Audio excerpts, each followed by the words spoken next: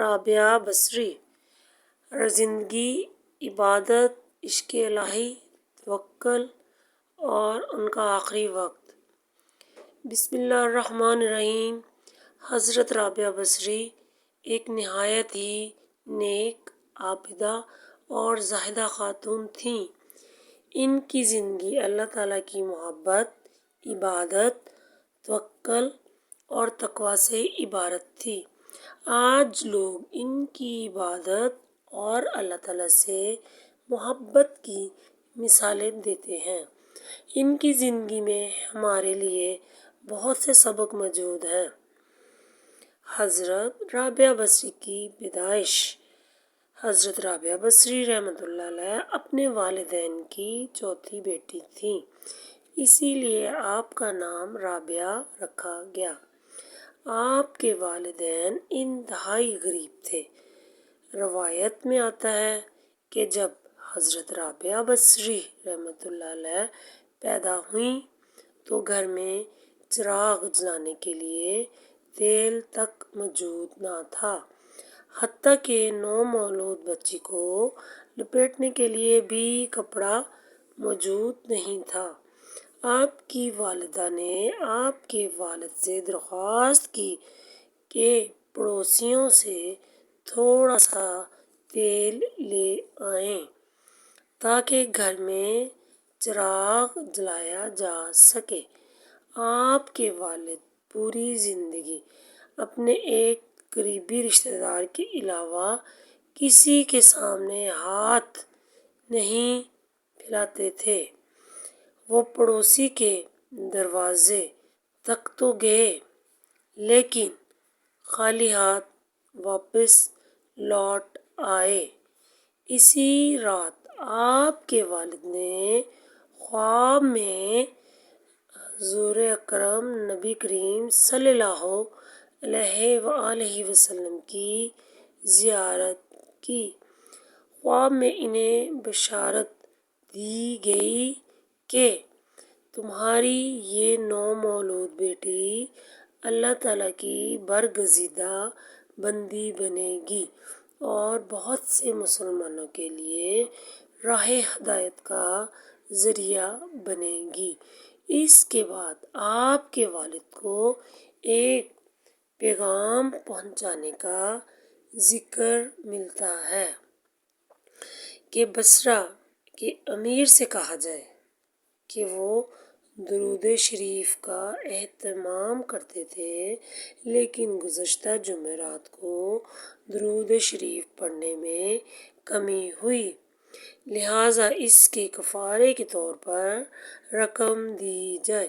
روایت کے مطابق بصرہ کے امیر نے یہ پیغام سن کر خوشی کا اظہار کیا، شکرانے کے طور پر غربا میں رقم تقسیم کی اور حضرت رابعہ بصری کے والد کو بھی رقم عطا کی۔ والدین کی وفات اور آزمائش۔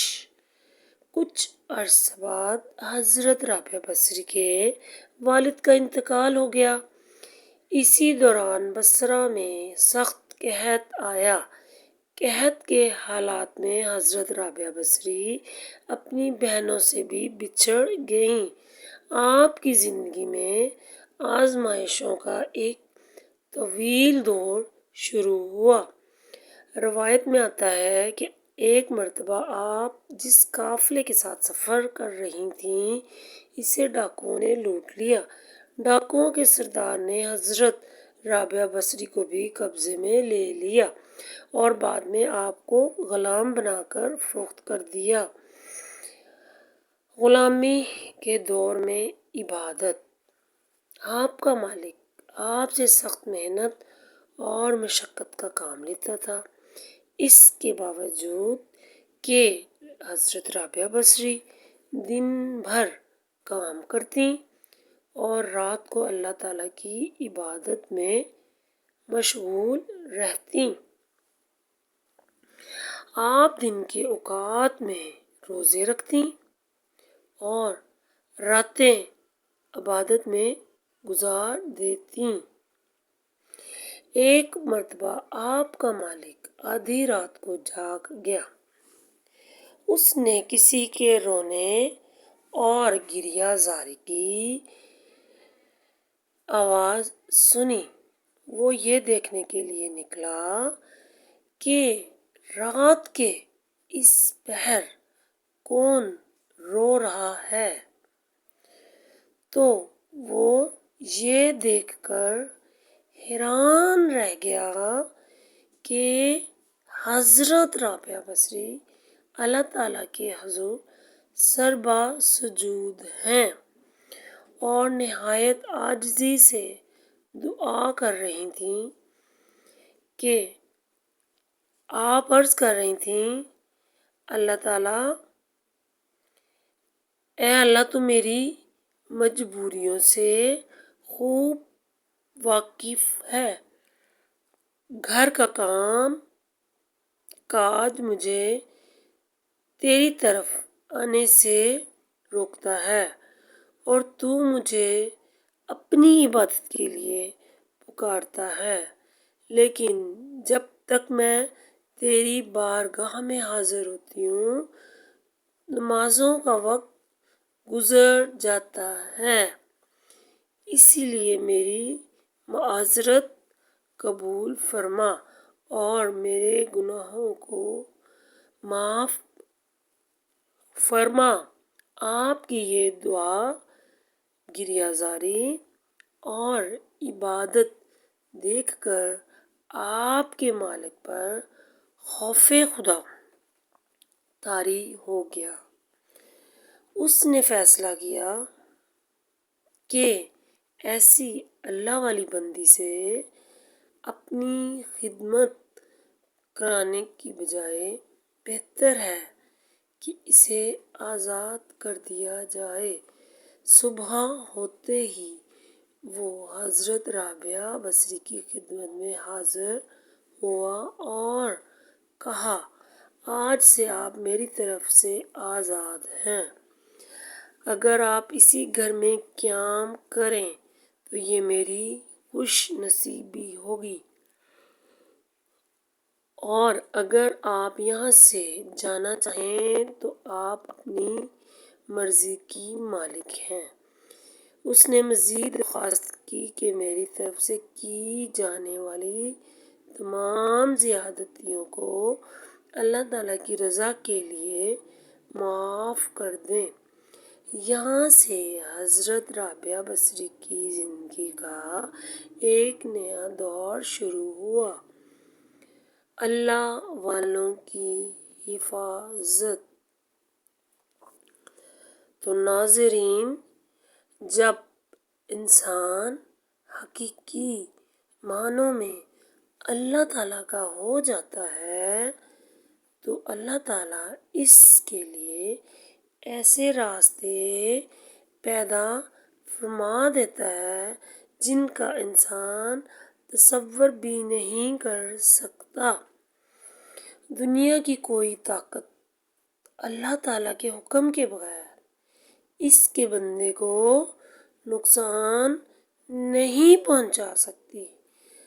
حضرت رابعہ بصری نے اپنی زندگی اللہ تعالیٰ کی عبادت اور یاد میں گزارنے کا عزم کر لیا تھا۔ جوانی کے شب و روز بھی آپ نے یاد الہی میں گزار دیے۔ آپ کے چہرے پر پاکیزگی اور تقویٰ کی ایسی کیفیت تھی کہ دیکھنے والوں کی نگاہیں خود بخود جھک جاتی تھیں۔ ایک نوجوان کا واقعہ۔ روایت میں آتا ہے کہ ایک نوجوان نے حضرت رابعہ بصری رحمۃ اللہ علیہ کو رات کے وقت میں دیکھا۔ آپ اسے چاند کی طرح روشن نظر آئیں۔ وہ نوجوان آپ کو کوئی غیر معمولی مخلوق سمجھ کر خوف زدہ ہو گیا۔ بعد میں جب اسی نوجوان نے آپ کو بصرہ کی ایک بازار میں دیکھا تو وہ آپ کے حسن اور شخصیت سے متاثر ہو گیا۔ وہ آپ کے گھر کا پتہ پوچھتے پوچھتے آپ کے گھر تک پہنچ گیا۔ رات کا وقت تھا اور گھر کا دروازہ کھلا ہوا تھا۔ وہ اندر داخل ہوا لیکن حضرت رابعہ بصری رحمۃ اللہ علیہ وہاں موجود نہ تھیں۔ اس نے چھت سے ایک پرسوز آواز سنی، جیسے کوئی اللہ تعالیٰ کے حضور رو رہا ہو۔ وہ زینے سے اوپر گیا تو دیکھا حضرت رابعہ بصری رحمۃ اللہ علیہ عشاء کی نماز سے فارغ ہو کر اللہ تعالیٰ کی ثنا بیان کر رہی تھیں۔ آپ کی مناجات کا مفہوم تھا: اے پروردگار، ستارے روشن ہو گئے، لوگ سو گئے، بادشاہوں نے اپنے دروازے بند کر لیے، ہر محبوب اپنے محبوب کے ساتھ راز و نیاز میں مشغول ہے اور میں تیرے سامنے کھڑی ہوں۔ یہ منظر دیکھ کر نوجوان پر رقت ہو گئی۔ حضرت رابعہ بصری نے اس کی طرف دیکھا اور پوچھا، کیا تم مجھ سے شادی کی درخواست کرنے آئے ہو؟ نوجوان اس وقت بول نہیں پا رہا تھا۔ حضرت رابعہ بصری رحمۃ اللہ نے اسے نصیحت کی کہ اگر تم نے اللہ تعالیٰ کی طرف رجوع کرنا ہے تو اپنے اس دل کو اس کے سامنے جھکا دو۔ روایت میں آتا ہے کہ وہ نوجوان سجدے میں گر گیا اور اللہ تعالیٰ کے حضور توبہ کرنے لگا۔ وہ دیر تک روتا رہا۔ بعد میں اس کی زندگی بدل گئی اور وہ اللہ تعالیٰ کی یاد میں مشغول رہنے لگا۔